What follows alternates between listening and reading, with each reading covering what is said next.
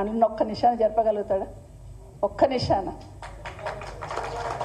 వేరే ఏమొద్దు, ఉన్న దాంట్లో ఒక్క నిశాన జరపగలుగుతాడో చూడాలి. మొన్న ఒక మీటింగ్ పోతే ఒక రైతన్న అంటా ఉన్నాడు, ఒక లేడీ కళ్యాణ లక్ష్మి చెక్కులు ఇస్తున్న దాంట్లో పోతా ఉంటే 2 సార్లు ఎగ్గొట్టిండు రైతు బంధమ్మ. కేసీఆర్ పుణ్యాత్ముడు, ఆయన వర్షం పడంగానే ఇస్తుండే, కలుపు తీయతం అంటే వస్తుండే, 2 సార్లు ఎగ్గొట్టిండు అని తిడుతా ఉన్నాడు. రైతు బంధు అంటే కేసీఆర్ గుర్తుకొస్తాడు. ఖచ్చితంగా ఏది ఉన్నా కూడా, అంటే సూర్యచంద్రులు ఉన్నంత కాలం, తెలంగాణ వాడు ఉచ్చరిస్తున్నంత కాలం కేసీఆర్ గారి పేరు ఉంటుంది. సో ఎక్కడ పోయినా కూడా కనిపిస్తూ ఉంటుంది. ఇప్పుడు మీరు మొయినాబాద్కి వెళ్ళి వచ్చినారు, చేవెళ్ళకి వెళ్ళి వచ్చినారు, రాజేంద్రకి వెళ్ళి వచ్చినారు. ఎట్లా కనిపించింది మనకు? రింగ్ రోడ్ ఎక్కగానే ఎక్కడ చూసినా ఎవరు కనిపిస్తారు? 100% కేటీఆర్ కనిపిస్తాడు. అక్కడ ఏ ఫ్లైఓవర్ చూసినా, ఏ రోడ్డు చూసినా ఒక పర్ఫెక్ట్ ప్లానింగ్, ఎక్కడి నుండి ఎక్కడికి లింక్ కలపాలా, ఎక్కడ ఫ్లైఓవర్ వేయాలి, ఎక్కడ అండర్ పాస్ చేయాలా, ఎమ్మెల్యేలుగా మాకు లేని అవగాహన ఈ హైదరాబాద్ సిటీ మీద, రింగ్ రోడ్ లోపల ఉన్న ప్రతి దాని మీద సంపూర్ణ అవగాహన ఏకైక నాయకుడు 100% కేటీఆర్ గారు. అది నేను చెప్పగలుగుతాను. నేను అసలు షాక్ అయిపోయినా. ఒక రోడ్ ఫౌండేషన్ ఎన్నికే తీసుకెళ్లారు. ఒకసారి తీసుకెళ్ళినప్పుడు ఈ రోడ్ ఎక్కడ పోతుంది తెలుసా అక్క అని అడిగారు. ఎక్కడ పోతుందంటే మణికొండకు పోతుంది అన్నాడు. ఆ కొండల గుట్టలకి వెళ్ళి మణికొండకి ఎందుకు తీసుకెళ్తుందంటే ఈ లింక్ రోడ్ తీసుకొస్తే ఇంకా డెవలప్మెంట్ అవుతుంది, దగ్గర అవుతుంది అక్క అని చెప్పినప్పుడు నిజంగా షాక్ అయిపోయినా ఆ కొండల గుట్టలు. సో అది తెలంగాణ ఈరోజు చిట్ట చివరి స్థానానికి రేవంత్ రెడ్డి గారు తీసుకొస్తే తెలంగాణ రాష్ట్రం దేశంలో మొదటి స్థానంలో నిలిపింది కేసీఆర్ గారు. అది చాలా గర్వంగా చెప్పుకున్నాం మనం. మేమున్న మొదటి స్థానంలో అని చెప్పుకున్నాం. కానీ ఈరోజేమో 1.5 yearలోనే ఎంత అధోగతి పాలైందనేది మనం చూస్తూ ఉన్నాం. నిజంగానే కేసీఆర్ గారి నిశాన్ అంటే ఒకసారి నవాపేట విన్నాను నేను. పోయినప్పుడు ఆ ఊర్లో లేడీస్ వ్యవసాయం చేసుకునే వాళ్ళు ఉంటారు కదా, వాళ్ళని అడిగారు నీళ్ళు వస్తున్నాయి అమ్మ అని. కేసీఆర్ నీళ్ళ బిడ్డ అన్నది. కేసీఆర్ నీళ్ళు అంటే నాకు అర్థం కాలేదు స్టార్టింగ్లో. కేసీఆర్ నీళ్ళు ఏంటి, మంచినీళ్ళు నల్లలలో వస్తున్నాయి అంటే గవే బిడ్డ కేసీఆర్ నీళ్ళ అన్నారు. అంటే అంత చెరగని ముద్ర కేసీఆర్ గారు వేసుకున్నారు. ఈరోజు గ్రామాలకు వెళ్తున్నప్పుడు మనం చెట్లు చూస్తున్నాం. నరోత్తం ఇంతకుముందు చెప్పినట్టు సర్పంచ్లకు గర్వంగా పనిచేసినామని. ఆ చెట్లను ఏమంటారు? కేసీఆర్ చెట్లే అంటారు. కేసీఆర్ చెట్లు, కేసీఆర్ నీళ్లు.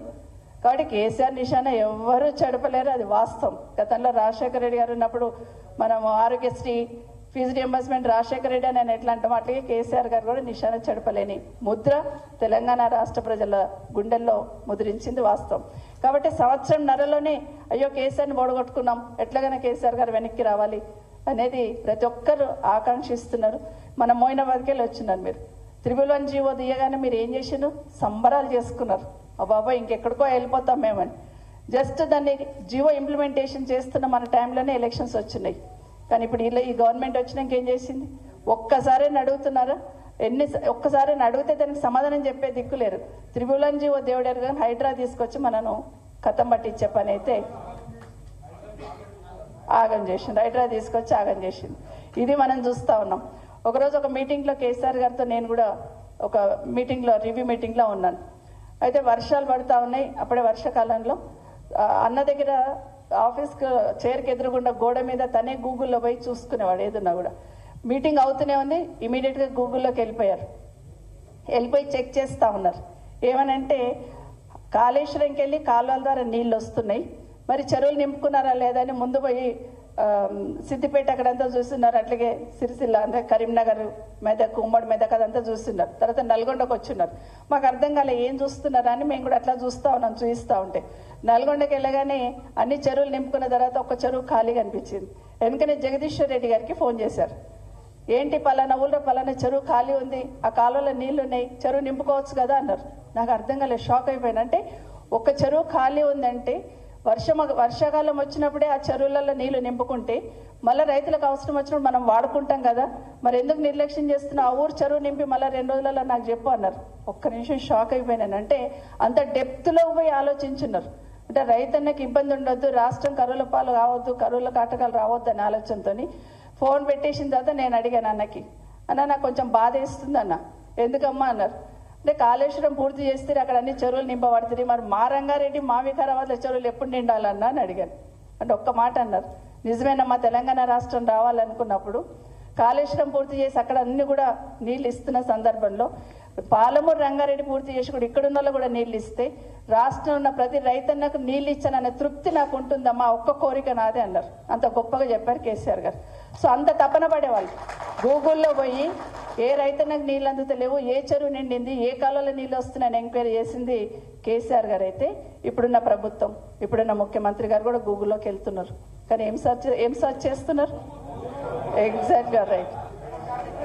మామిడిపల్లిలో భూములు ఖాళీ ఉన్నాయా, కందుకూరులో భూములు ఖాళీ ఉన్నాయా, పుప్పాలగూడలో భూములు ఖాళీ ఉన్నాయా, ఎక్కడెక్కడ భూములు ఖాళీ ఉన్నాయి, ఎక్కడెక్కడ ఇమీడియట్గా తీసుకోవచ్చు, ఎక్కడెక్కడ అమ్ముకోవచ్చు, అవకాశం ఉంటే ఎక్కడెక్కడ మనం రాసుకోవచ్చు. ఇది ఇప్పుడున్న ప్రభుత్వం చూస్తూ ఉన్నారు. కాబట్టి ఆ ప్రభుత్వానికి ఈ ప్రభుత్వానికి తేడా. ఇక్కడ రైతన్న చేస్తారంటే వాళ్ళకు పట్టదు. నిన్న మనం ఒక ఫోటో చూసినాం, గుండె తరుక్కుపోతుంటుంది.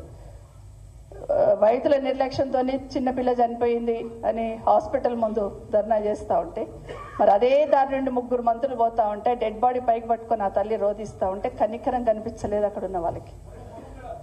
మనసు కలుక్కుమంది కదా ఎక్కడైనా చూస్తే. ఇట్లా ఉంది. మీరు చావనన్నా చావండి, ఏమన్నా చేయండి, మాకుంది, మేము పోతున్నాం అనే లెవెల్లో ఈ ప్రభుత్వం పోతా ఉంది.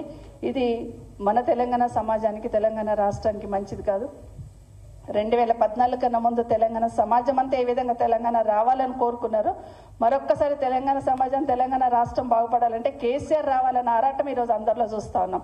కాబట్టి 27 నాడు జరుగుతున్న కార్యక్రమానికి మన 20 సంవత్సరాలు పూర్తి చేసుకొని కేసీఆర్ గారు 24 పూర్తి చేసుకుని 25లో అడుగు పెడుతున్న సందర్భంలో మనం అందరం కూడా వెళ్దాం.